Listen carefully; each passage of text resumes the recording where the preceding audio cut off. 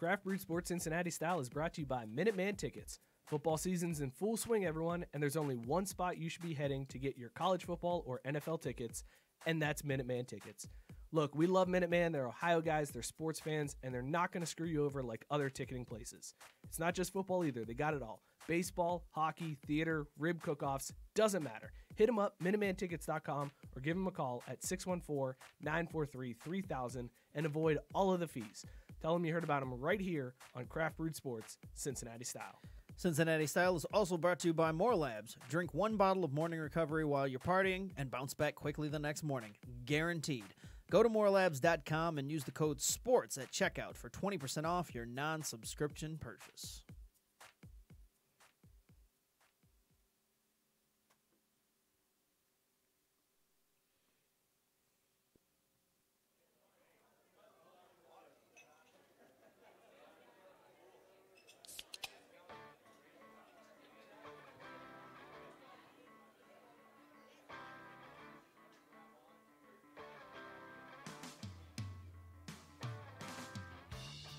Hey everybody, and welcome to another edition of Craft Brewed Sports Cincinnati Style.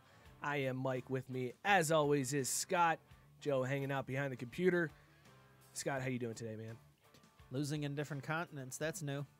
Yeah, but at least it's not at a different time, right? Same time, different continent, same losers. Joe, how you feeling today, man? What it do, baby? Never gets old. We got an awesome show for you guys. This is Craft Brewed Sports Cincinnati Style, where we deep dive into the tragic Cincinnati sports landscape.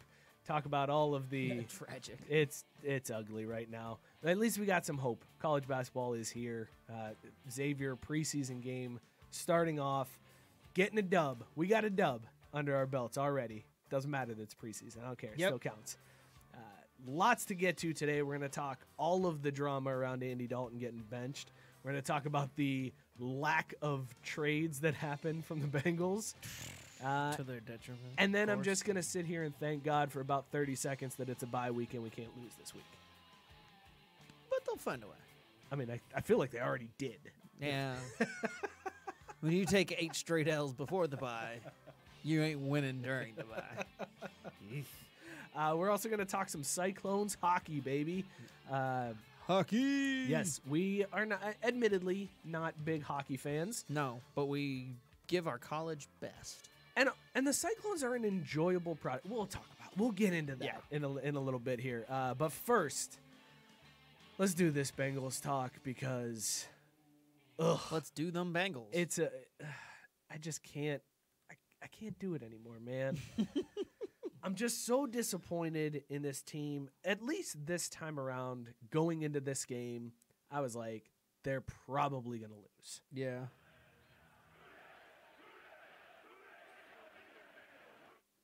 Yeah, it's everybody. Everybody's going to be him. The Dolphins are going to be him.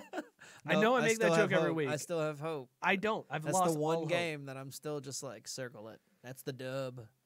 Finley's starting now. They're going to lose to the Dolphins. Bro, but let's talk about how we got here. Okay, let's talk about how we got here. On Andy Dalton's birthday. On Andy Dalton's birthday. For real. We'll go right there. Okay, so this Come on, week, man. the big story this week you would think the big story this week out of Cincinnati would be A.J. Green traded to the Packers or the Patriots, because that's any team in the NFL that's not them. Right. Or Tyler Eifert traded from the Bengals. Nope, it's Andy Dalton got benched on his birthday. That's the story that comes out of Cincinnati because our ownership is just a joke. So Andy Dalton gets benched in favor of Finley. I get the decision because you're halfway through the season. You're not winning with Dalton. He's not your quarterback going forward. Well, as always with the Bengals, it's not the decision, it's the execution. Exactly. Like, on his birthday, you couldn't do it the day before. 3 hours before the trade deadline. You couldn't do it before. You couldn't do it after. You had to make the announcement on his birthday. Yeah, we're no longer making you the starter of this team. Like, it just Happy birthday. it was, and one of my friends, sent me a message saying, well, nobody cares about your birthday once you're past 16. It's literally like, yeah, we get that. Like, I'm That's not fair. suggesting that there should have been any type of celebration or he was out, slamming beers or, having a Sweet 16 or anything. Like, I assume he was just having himself Chilling a with day. his family. Right. Yeah. But it's just, they could have announced it at any time.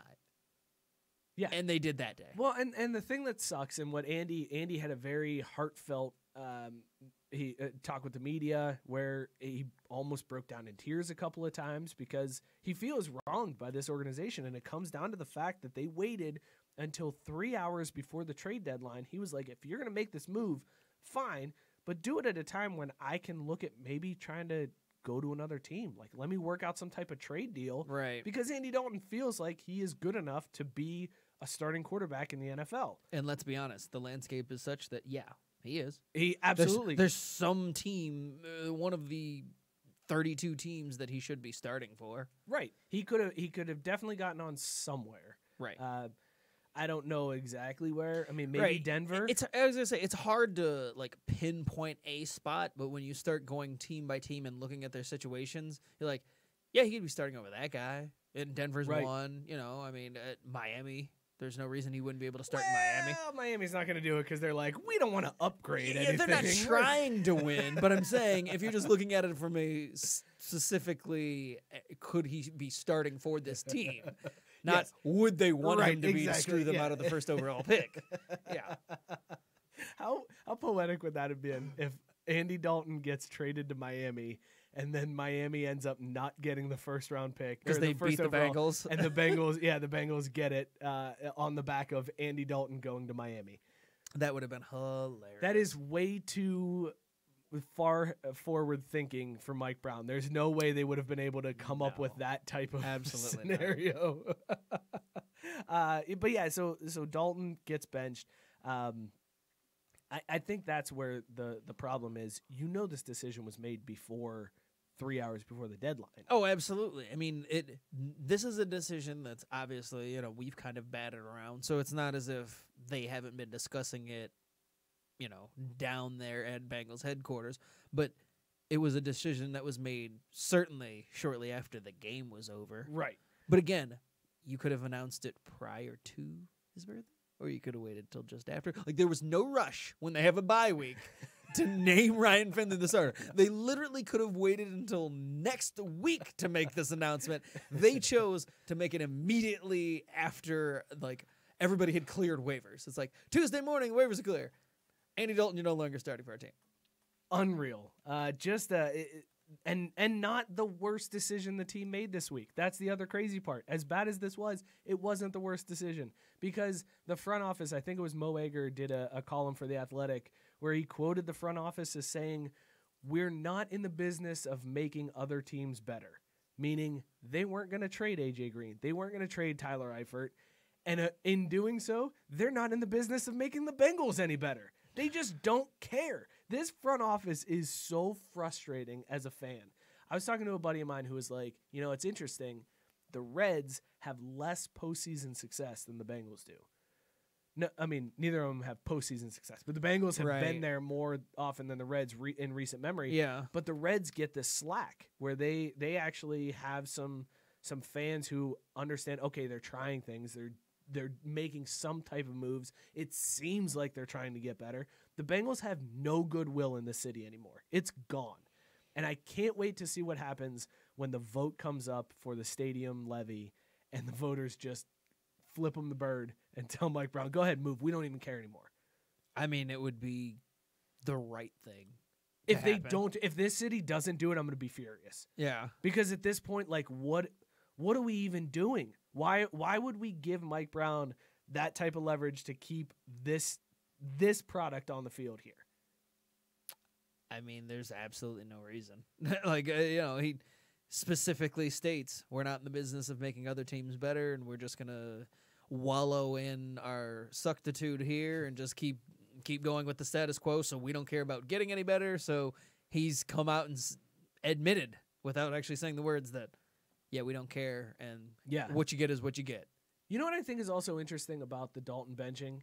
It happened after a game where he didn't do too bad. Like against the Rams in London, Dalton didn't play bad. I think he threw for like 329 in that game. But that's the problem this whole season. Dalton hasn't actually been the problem. Right. I Like- mean, well, except for the game against the Jags. Right, That's okay. all on Dalton. So he hasn't necessarily played 329 great touchdown. the entire way. But what quarterback has? Like there isn't a quarterback that's been invincible where you said, "Yep, they've made no mistakes." Like he's made his mistakes and he's had. But in this season particularly, he's probably played the most consistently good of the last like couple of years at least. Where it's just Yeah. like week in week out, you can look at the stat sheet and look at like how he's played and say, "Nah, he's not the reason they lost." no, And that's to coincide with an offensive line that hasn't pass blocked or Well, run that's- blocked at all Yeah. for, Mixon. So, I mean, all things considered, and Andy's without AJ Green, like, he's actually played really well. Andy Dalton has been the bright spot in that offense that is a turd pile of an offense. Like Right, so it he's seems the like only one. really unfortunate that after all the years where he was the reason that they weren't winning, like you could Right, legitimately right. say, like, yeah, okay, this was Andy Dalton's fault, and he wasn't playing well, that now when he is playing well, they use him as the scapegoat. Yeah, they did Andy dirty. They did. Andy got done dirty. that's all that you can Like say. that's about if it. that's this is how the tenure ends. Like it's very unfortunate that this is the way it goes. I feel like we will likely see Andy Dalton back under center this year. Oh, he'll for sure start another game in a Cincinnati Bengals uniform. There's Yeah, this isn't absolutely it. no chance that this was it for him. Like they're not going to start Finley throughout. But the writing's on the wall. Dalton is gone at the end of this year. Like, Absolutely. he will be moved in the offseason. But this goes back to my point of like last year when they were doing the overhaul and bringing in Zach Taylor. It was you had the opportunity to get out from underneath Yep, Andy Dalton. move And him if you then. knew if you knew you were eventually going to like it wasn't, then why bother bringing him back for this last year and having it go unceremoniously like it has, where it's kind of now this not messy divorce, but it's not ideal. Like it's not ending. Well, it just feels like I mean, this is a dude who has. I feel like he's represented the city well. Like Andy Dalton has done good things in the city. He's represented the city and himself very well throughout his time. Like he's had the opportunity to have been bitchy, for lack of a better term. Yeah. You know, he could have complained. He could have thrown people under the bus. He could have done things that, fractured the team even more. And he's always taken the high road no matter how bleak things have been. Right. And here they are with a chance to, for all the, we keep Marvin through all the good and the bad, and we want to erect a statue for him. And we don't no matter what Andy's done, he's just never been embraced by the city or really like the It's the curse of franchise, being a like. redhead. I understand. Like people are afraid of us. They think we're gonna steal your souls and all that stuff. Andy, thank you, Joe, for pulling it up. Andy is owed $16 million this year and $17.5 million next year, and then he becomes a free agent. But don't they have like an opt-out clause though, as far as like for cap hit purposes? It wouldn't have hurt the cap hit at the end of this year. It won't. I think Right, it won't yeah, hurt like the if they cap hit. cut him, they can get out from underneath the contract and it won't. Yeah, hurt there's their some bottom weird. line. Yeah, there's some weird stuff that's in there. But yeah, Dalton.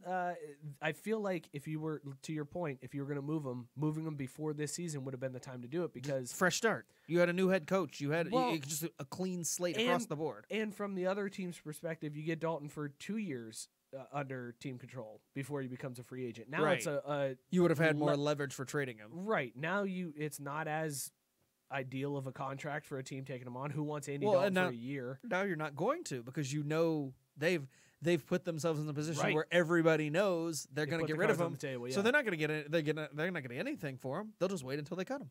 Like any team that is interested in Andy Dalton can just wait until he hits the waiver wire. The only thing good that the Bengals did in this whole handling of the situation, there was not a tweet that went out from the official Bengals account that wished Andy Dalton a happy birthday, and then the announcement came out. That's what I feel like that always happens, where all of a sudden it's That like, has been a recent trend. yeah, where it's like happy birthday, oh, and you're traded. It's like, oh, damn, that's cold, man. Yeah. And somebody's got to quickly delete the tweet. Like this time around, the social media team was like, we're benching Dalton. Maybe right? Okay, maybe not that gonna was their send that. motivation. They're like, look, we are not going to be embarrassed on Twitter.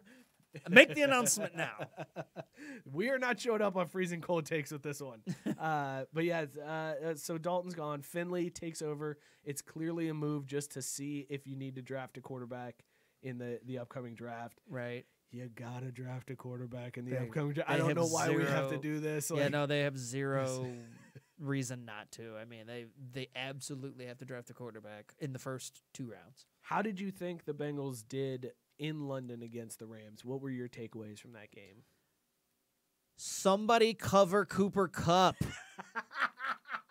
Somebody at one point cover Cooper Kupp. Like it. I mean, when you have freaking the announcer sitting there doing, and it wasn't one of those where it's in the fourth quarter and they're saying it. Gumbel was saying it in the second quarter where he's, guess what?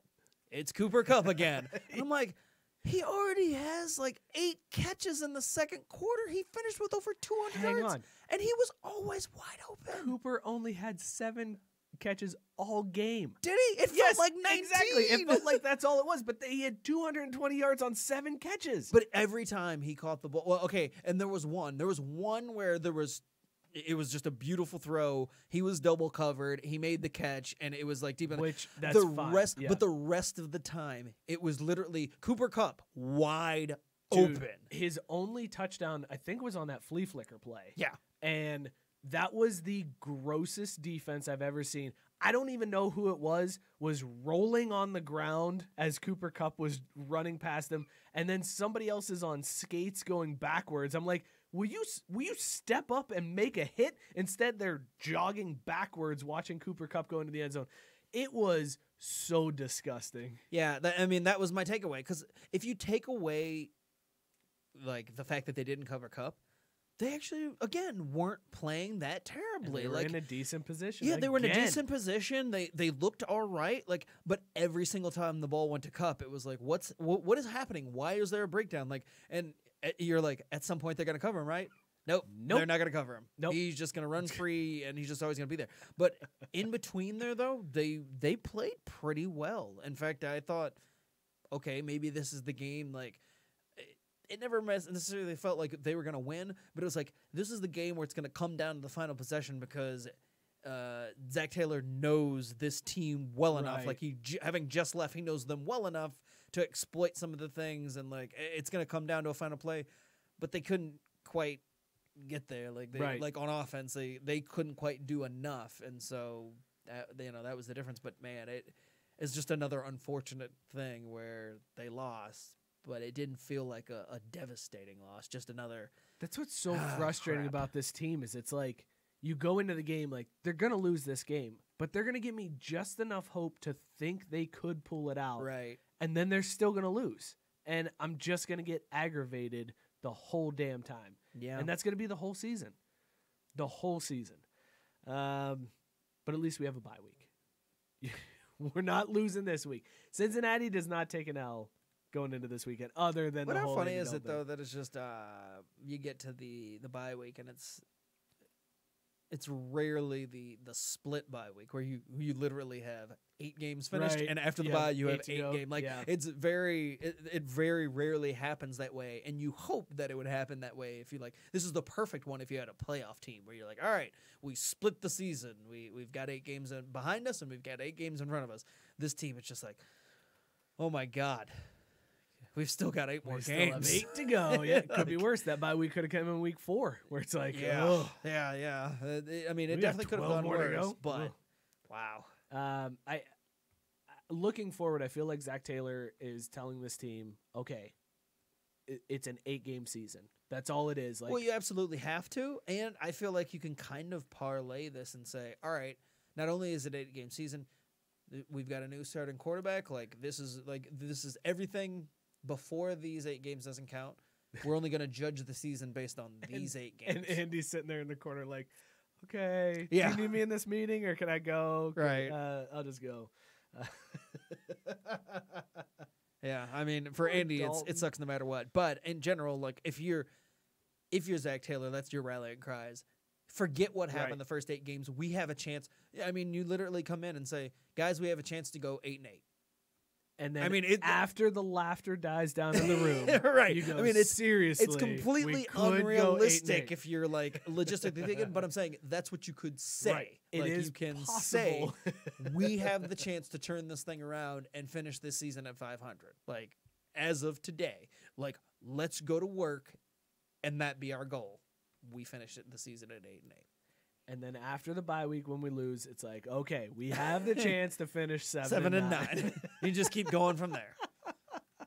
All right, we've got a chance to beat the Dolphins. All right, guys, we got a chance at the number 1 pick. New game plan. Everybody sit down. Andy, you're back in. I'm over the team. I'm so tired. I'm just hate watching them at this point. But there's a team in Cincinnati that I don't hate watch, and that's the Cincinnati Cyclones. It is hockey season again. I'm really doing my best to get into hockey this year. Like, I really want to watch hockey. I really want to get into the Cyclones games. I mean, I don't know if you've been to a lot of those games. Yep. They are incredibly fun games to I've been to somewhere between 15 and 20 of them. A lot of dollar beer nights? Is that the ones you're going to? Well, so I've got to separate them, like as a fan. Yeah. And, just going to observe and working. Because I've been to a bunch that I've shot. I got my media credentials. No. It was like, I got to go down and like shoot the action. It wasn't like, oh, I'm just going down to hang out. So it was like actually work. But those give you a different perspective and you're able to see things. But I still enjoyed going down and be like, oh, hey, we want you to go down and shoot Cyclones. I'm like, sure. I love going to shoot hockey. It's actually really fun. It is really fun, and it is a good like a game day experience. Sure, the first absolutely. Cyclones game I ever went to, my father-in-law is a big hockey fan. They rented out a suite for him for I think it was like his 60th birthday. I've been in the suite at a Cyclones game. It was the best. I was like, this is the greatest. But also, then you go see like an NHL game, and you're like, man, that's really fast. Like these dudes. Oh yeah, crazy. It's night and day different. Yeah, when you watch the Cyclones versus. I've only been to one NHL game, and it was like minutes into the game. I'm like, holy God, it's a different game. It's crazy fast. But we took my son last year they do a really good job at the Cyclones of doing like a lot of fun family days on Sundays where you can meet like Paw Patrol characters in the concourse. Yep. And my son, for the first time in his life, wanted to watch the game more than he wanted to. Okay, let me take that back. He wanted to bang on the glass more than he wanted to see Paw Patrol characters. That's something. Don't take it away from him. He loved it. Did he want to build a pyramid too? No, that was me that wanted to build the pyramid. I was like, let me get some more of them high lifes and some more of them PBRs, and I'm going to go ahead and build this pyramid. I do love dollar beer nights and just seeing the pyramids going on the glass. And my favorite part is when somebody gets checked into the boards. And they go flying. Yeah, and the cans just topple. Oh, it's the greatest. Cyclone season.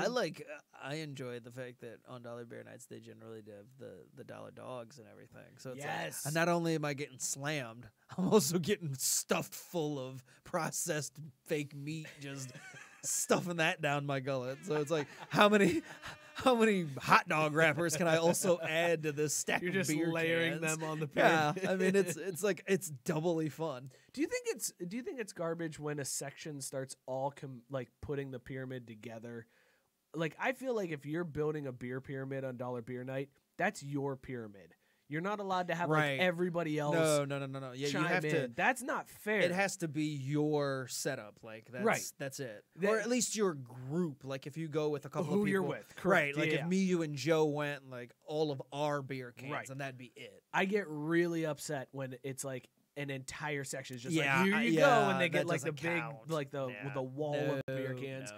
That's some garbage. Also, yes, me, you, and Joe should go down. And Cyclones. Craft Brewed Sports Beer Night. Dollar Beer Night at the Cyclones. Cyclones, if you're listening, hit us up at Craft Beer Sports. We would love to come down. I mean, we'll do it and like a spot there at the stadium. Yeah. We'll set up in the concourse, do a quick show, and then set up some beers. We'll set up all the beers. So the Cyclones currently they're 4 games into the season right now, sitting at 2-1. And an overtime loss. That's not too good. Not sitting too pretty currently, but they are winning as we're recording this one. They are winning right now I think it was 5-3 last time we checked over Florida, right? Is that correct, Joe? Beautiful. Joe's nodding yes. So let's see if look at this. See, that's what I'm talking about. Yeah, that's an entire That's not section's all worth their of beers. yeah, that's everybody handing down their beers. Yeah, That's no, garbage. That's cheating. Fans, if you're going to a Cyclones game, honor the beer pyramid system. Right. You can't if somebody tries to hand you that can, tell them no. Build their own pyramid. I don't care that they're not on the glass. Absolutely. Get better tickets next time. Looking at the roster this year, the team is actually doing pretty solid in terms of like divvying up the puck. Mm-hmm. I feel like this is a team that is sharing the puck well. You've got 4 guys on the roster that currently have 4 points on the year in 4 games. That's pretty impressive for this league. I was gonna say that's keeping it spread out, and so it's not just taking away one guy in order to shut him down. Exactly. So You good. got everybody on the team who could make something happen. I want to know where's the fights stat, Joe. That's because not penalty minutes. I'm talking straight fights. Us casual hockey fans. Where's that category? That is the greatest whenever there's a fight in a Cyclones game because the stadium loses their minds. There's 2 things that I love most about Cyclones game. Booing the refs as soon as they skate onto the ice, and then the fights. Those are the 2 greatest things that I can see in a Cyclones game. I'm looking forward to following this team more closely this season. That's what it comes down to. Absolutely. I want to be a Cyclones fan. I might get a jersey. Whoa. First of all, they're called sweaters. If you're gonna go that route, don't be Okay. novice. Don't be hockey noob over here. Like you're gonna get a sweater. Yeah, that's what I said. I'm gonna get a sweater. Like, start there. I'm actually gonna get a jersey T-shirt. That's probably what I'm gonna get. Joe's shaking his head as always. We'll see how the Cyclones do this year. You think they're gonna have a good year? Yeah, I mean, was it year before last they were in the Kelly Cup? Yeah. I was gonna say, I was like, it's been recently. I remember that. I follow it enough to know like that it wasn't that long ago that they were in that. So I think that this year they should be good enough to be in that conversation. I'd like to see him do well. For Because this city needs something. And that's I did love when everybody was talking about FC Cincinnati getting bounced from the first round of the USL playoffs.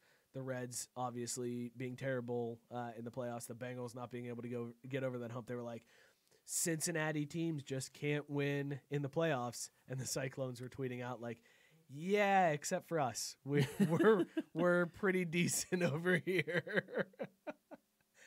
Division finals, was that last year, Joe, that they made? So they lost to Toledo in the division finals last year. Okay, yeah. I'm looking forward to a good season this year. Speaking of good seasons, let's talk a little bit Xavier hoops. You're rocking the sweatshirt today. Yeah. The sweater. You got the Xavier sweater on? No, this is a sweatshirt. Xavier hoodie. You're good there. X starting off their preseason, their only preseason matchup. It was the only one that was open to the public because they did that Spain tournament. Right. Yeah. This was the only one that they were doing that was open to the public was tonight against Indianapolis as we're recording this. It was just like some dudes from Indy is who they played. But you found an interesting stat as you were looking into this game. They shot 28% from the free throw line tonight. and that's been Xavier's bugaboo, I feel like, for the last... It feels like forever. Yeah, I was going to say, it feels like forever, but it definitely feels like it's been since, I hate to say it, but since Miller. Like, when Miller was there, like, that was the last time where they were hitting at about an 80% clip as a team, and it was almost automatic.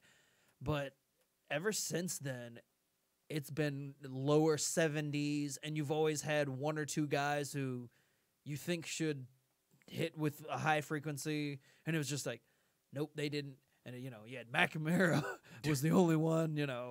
How are you a major D1? Like, let's face it, Xavier is not a mid-major anymore. You're in the Big East. Right. That's a legit conference. And not hitting free throws. Yeah, you can't hit free throws. 28%. And I mean, fine, it's a preseason game, but the season starts like next week, man. You're still hitting 28% in a game. Right. That's insane to me, man.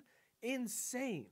But the team ended up winning. No surprise. Yeah, they won, thankfully. 64-52, which was a little bit tighter than I think anybody would have expected in this game against some guys from Indianapolis. the rec league. The Circle City Rec League is who they played against. I still feel decent about this season. Gooden had the game-high 16 points, 5 assists from Gooden, and 4 steals. So decent. I think as the freshmen start to get their feet under them, this is a team that will give us some scares early on.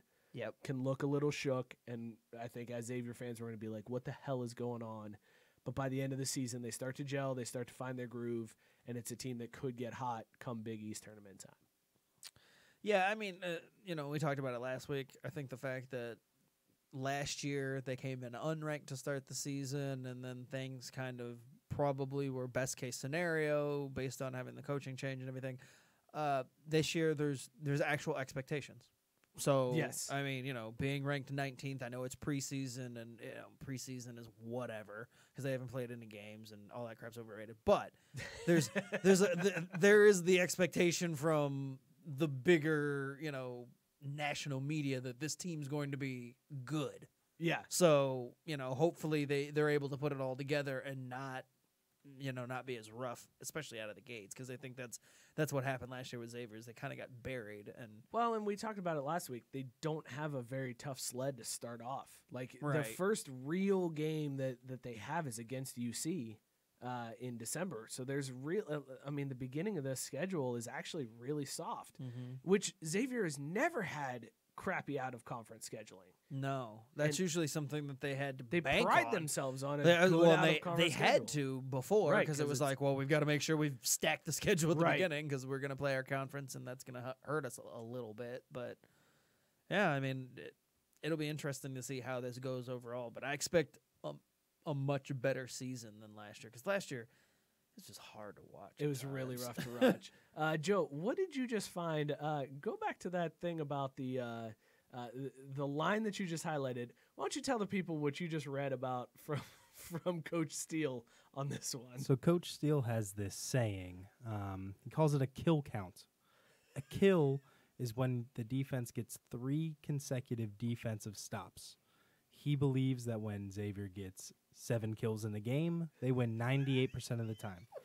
So you only have to get 3 consecutive. So they have to get 21 stops basically with 3 in a row for them to win 98% of the time. This is the most bizarre thing. I feel like this is... That's one of those, when you get 12 first downs in a Tuesday game, you're in 100%. In the game tonight, they had 10 kills. 10 kills. 10 times for 3 times in a row, they stopped them defensively, and they won the game. So now that could be, 98.1% of the time they win? This is Charlie at the mailboard. This is 100% like trying to... Can you imagine being a coach trying to explain this to guys? Okay, we stop them 3 times in a row. That's 1. We need 7 of those in order to win 98% of the times. What the F are you talking about, Right. Steele? This is like crazy talk. Coach, we just want to hoop. Yeah, they're like, okay, so we got to stop them Then you got to get kills. Cool. What? I want Xavier, though, to now go all in on the kills. Kill. Yes. I want... Just us in the stands chanting, Yes. kill. Instead of a turnover chain, I want a kill chain. Go for the kill. What are you doing? This is amazing. Everybody needs to get on board with this. After 2 stops, the entire Cintas Center starts chanting kill. If Xavier gets 10 kills in a game, you get a free small pizza from La Rosa's. I'm here for that. Mike's Car Wash is going to give you $5 off an ultimate the day after 5 kills in a Xavier basketball game. Oh, that's good stuff. Marketing gurus over here. This is so stupid, Steele. Like, just say all we got to do is stop him. That is like nonsense metrics just for metrics' sake. Yes, that is That is. the epitome of like ridiculous metrics that don't need Do you to think he actually went back and watched film and tracked it down, or is this No. just like the Absolutely not. Yeah, you know, like 80% of the time people like this happens, and you just throw 80% every single time. Yep. You know, if we get like 7 with 3 times, you know, like it's like a 90% chance of win. You know, That's exactly what that was. I want somebody to go back and watch film from last year though, and see how Go accurate this do a is. kill count. Yes, kill count. We need a kill count. And also, this needs to be tracked like Halo. When you have your Yes. kill count, it needs to go double kill, triple kill, That killing spree, that would be totally worth it. running riots. I need that. And I need that to be the announcer, the PA. Yes, the PA needs to play that. As it's Xavier's going. on a running riot. I want to hear the announcer at Cintas Center say "Kill-tacular" at one point during this. Kill-tacular. Then I'm all on board with the stat. Yes, this is a great stat now. You guys have sold me. Let's switch over and talk some UC. We got UC football and UC basketball that we want to get to tonight. UC basketball, they have one preseason game that is starting tomorrow as we're recording this. They play Thomas More, I think, is their preseason game. And then they open up the season against Ohio State next week. Ugh. But, and we talked about this a little bit last week, I think that's going to prove well for them in the shootout because they're actually going to have a little bit more of a test beside, Xavier's coming in. That UC game is the first big game they play. Mm-hmm. UC at least has Ohio State leading up to that. And they're in Columbus for that game. So that's what a rough way to start the season. Yeah, I mean, it's not easy. And they're, taking a step back after losing those guys that they lost, but they do still play in the American Conference. So Got to beef up your I was gonna say, out-of-conference schedule. gotta pad that. But their padding of the out-of-conference schedule is literally Ohio State and Xavier. Like the other teams, they've got they do have UNLV on the schedule and Tennessee. Oh, they put UConn on there. All right. All right.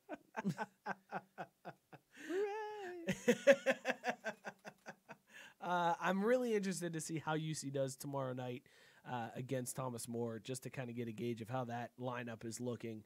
I know this is being released on Friday, and this game has already happened, so we'll do a little prognosticating. Man, UC crushed Thomas More. Can you believe what they did that one time? How many kills did UC have against Thomas More? They looked clean. Lots of dunks. Easy buckets. A lot of kills. I just want to know the kill count because that's the important stat here. We'll see how UC does against Ohio State to kick off the season because that's going to be a little interesting. Right. I think that's where we really can tell how much UC has fallen off from last season, especially since Ohio State, what are they, 16 to start the year or something like that? Yeah, I was going to say 18. 18. They're right ahead of Xavier? Yeah. Wow, okay. But UC football, on the other hand, doing very well as they're progressing through their American conference schedule. They got ECU coming up this week, 24-point favorites as they go into that one. Do you think they cover, Scott? No. It's a really tough one to cover. Yeah, no. 24 points is a lot of points. Yeah. I don't think they cover either. I think they win this one, and I think they win it handily. ECU is not a very good football team. They've lost 3 straight games. They are really pretty terrible. But 24 points is so many points. Like, so many points. I'll tell you. Georgia couldn't cover against Kentucky, and that was 25. So, yeah, I mean, I just don't feel like UC has. But Georgia did cover against Tennessee, and that was 25. Well be a jerk. Didn't that just poke a hole in your argument? It sure did. I'm going to sit over here and take 5.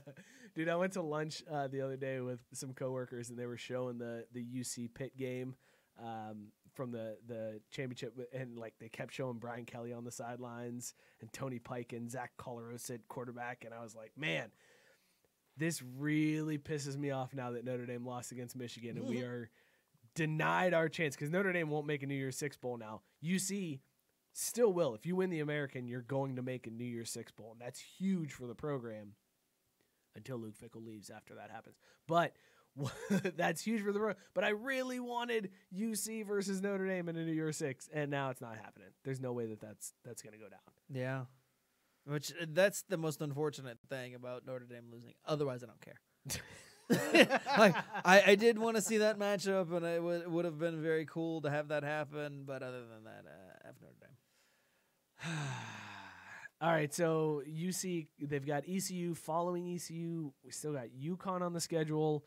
That's going to give Warren some time to get back in action, get ready for that home stretch. I think they finished the season with Temple and then Memphis, 2 big games before you get into that American championship. You just got to stay focused. ECU, UConn, and then USF. You have to stay focused during those 3 games because those are the pushovers. Those are going to be these big spread games. And in a way, I kind of hope there's a little bit of a scare against ECU. I still think UC can win this one, but I hope it's like a very close game that comes down to like maybe a last-second field goal or a last-second touchdown, something where UC barely pulls it out, so then it kind of wakes them up for the rest of the season. Because you haven't really had to experience that this year in the conference. You know what I mean? Like I feel like the teams that end up doing well and moving on and performing well in bowl season are the ones that have been kind of battle tested. UC hasn't. They had the UCF game. That was a big deal, but that's been it. Right. Turns out that like that's it for the whole season essentially. I mean, you had Ohio State, but that game is one of those that's like that's the check cashing game. I was just gonna say, I was like you went into it hoping you could win, but knowing deep down that you never really had a chance. So you wrote that one off, but if you look at the rest of the season, you have UCF, and that's it. Right. Like, I mean, that was, like every other game, you should win. And then even going into that, it was like, man, UCF is not the team they were last year. Right. Like, this is a totally different team. At the beginning of the year, that's the only game that you like. You circle that one, you circle Ohio State because, you have to. But the rest of them, it's like, we should either be favored or we, should definitely win that game. Like, it's a winnable game. And, like, the way the season's gone, they've been favored in all of them. So, it's literally stay focused week in and week out and don't lose to any of these teams that you're for sure supposed to beat. So looking ahead to Temple and Memphis, because we're fans and we're allowed to look ahead, that Memphis game, how scared are you of that one? Because Memphis is back up into the top 25.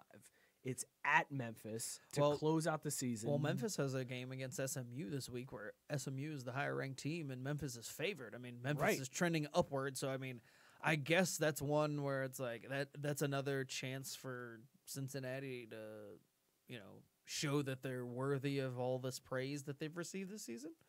But, I mean, I really don't know. Like, I don't know enough about Memphis to say, like, what have they done lately where it's like they're getting favored in a game where they're the lower-ranked team. Like, I legit have no idea. I don't know. Joe's pulling it up. Memphis has they beat Ole Miss to start the season. Okay, but that was forever ago, and it was a 15-10 game, and still Ole Miss. That game against Navy was a really fun one to watch. I did watch a lot of that Memphis-Navy game. That was an entertaining game, to say the least. But then they lost to Temple in conference, and Temple was a team that was, supposed to do well in this conference, and so, They also had a shootout with Tulsa, 42-41, edged out Tulsa in the conference. Right. I mean, so that's what I'm saying. Like, I don't know what to think of Memphis, really. Like, are they really that good, or is it just, is it just timing? I mean, are they just saying, well, it's this time of year, and, they're playing well enough, so...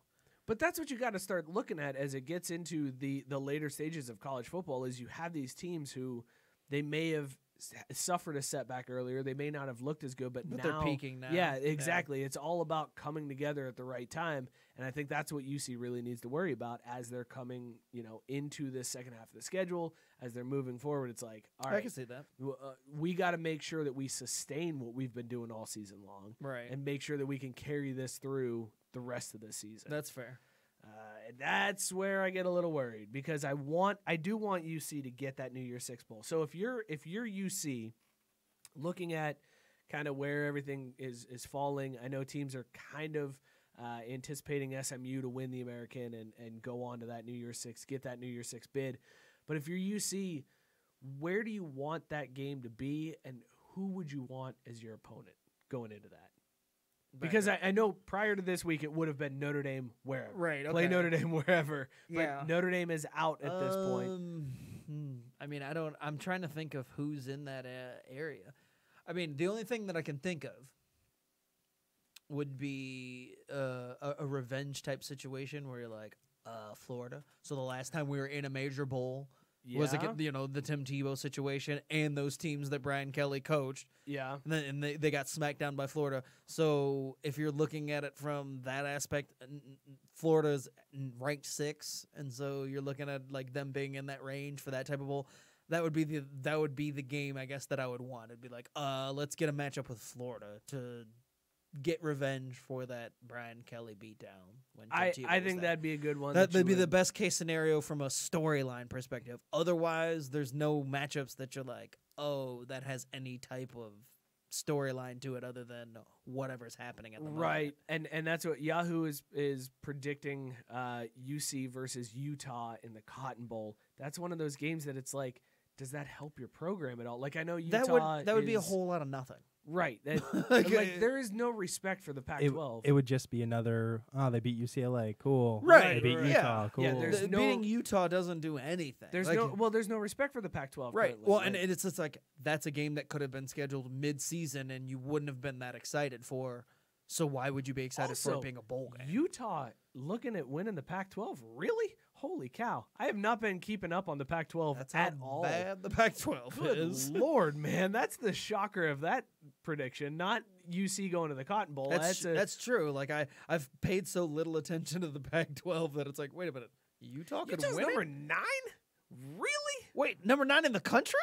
And Oregon at number 7. All right. Well, Now I did know that, I but knew I had Oregon was up there. Yeah. I had no idea that Utah with a sneaky number 9, man. That is one of those teams. Again, the it's all Fighting Alex Smiths. It literally, the Pac-12 is so far off my radar that it's like, Yeah, unless there's a dominant team that like looks like world beaters, I count the Pac-12 out of the playoffs, so I don't even care about them. And their games come on at like 10 o'clock p.m. on Saturday nights, and right by that point I'm already hammered and I can't watch them. for sure. I would like that Florida game. I think that's a good pick. If it were to work out that way. I mean, when you go from I don't think Florida's gonna get- Notre Dame being the 1, like that would be the 2, and then anything after that, because it's like, well, they're not going to face Ohio State because they're going to be in the playoffs. right. So Okay. Here you go. Here's the fix. Ohio State loses to Penn State. Penn State and Wisconsin play in the Big Ten championship. Wisconsin beats Penn State. Now Ohio State is out of the playoffs.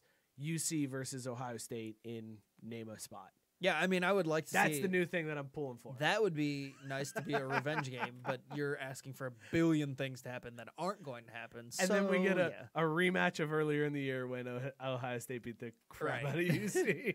So maybe we don't want that one. No. Let's not go for that option. Like them against Florida is the best case scenario. I think it's UC against Utah is the best case scenario because it's the Pac-12 and they're garbage. You could beat Utah. Like, Oh well, you if you're could talking get about the actually winning the you can game, get I'm the talking about against just Utah. storyline. storyline, yes, yes. Florida is the way to go. But the problem with the Florida thing is, it's like if Florida wins this week because they're playing LSU, I believe, or who are they playing? Florida's playing. Florida's playing somebody this week. Yeah, They're playing Georgia. Georgia. So they're playing Georgia. It's like if they win that game, then they're in playoff conversation. If they lose that game, they're like backed up. Florida ain't making the playoffs. I mean, let's But if they let's beat- put it out there. But You if they already beat Georgia. No, they're Like, not. no. They're still behind LSU and Bama. Oh, in yeah, terms okay, of the that's SEC. right. So, Yeah, you're right. So they're okay. not making the playoffs. Good point. So you need 2 SEC teams to make the playoffs, and then Florida can jump up to a New Year's Six bowl. There you go. There we go. We figured it out for you, UC fans. UC versus Florida. Took us a minute, but we got there. This has been a damn fun show, man. This It is a is. good time. It goes so fast on these episodes. It's like really quick. It's really fast. But I had a great time. I'm looking forward to following the Cyclones with you this year. We'll get to a $1 beer game. One way or another, we're gonna Cyclones, do hit us this up. hockey. One way or the other. Please go as Chance the Rapper when we do it. Please dress like Chance the Rapper and just do the whole show. I'm in. Do that hockey. I gotta find that blue coat. And thank you guys all for tuning in. We really appreciate it. This is a really fun project that we're doing, covering these Cincinnati sports. So if you're a Cincinnati fan, be sure to tell other Cincinnati. Really good reception so far too. Yeah, really good reception. We are also debuting a new show that is going to be coming out the end of November. Every Monday, the last Monday of the month, we're going to be doing a question and answer show. So if you guys want your questions answered, doesn't matter. Sports, doesn't matter. We I don't was care. gonna say, ask us anything. whatever you want. 440-37-DRUNK. Hit up that drunk line. Ask your questions. We will answer them on that Q&A show coming out. First one will be launching at the end of November, so get your questions in now. Be sure to follow the show in between at Craft B Sports. You can follow Scott at ScottyK_Jr. Follow me at Mike Burlon. Follow Joe at Joe Goalie 4. Thank you guys so much for tuning in. Please be sure to subscribe, rate, review, share it out to your friends. Cheers, everybody. Bengals can't lose this week, baby.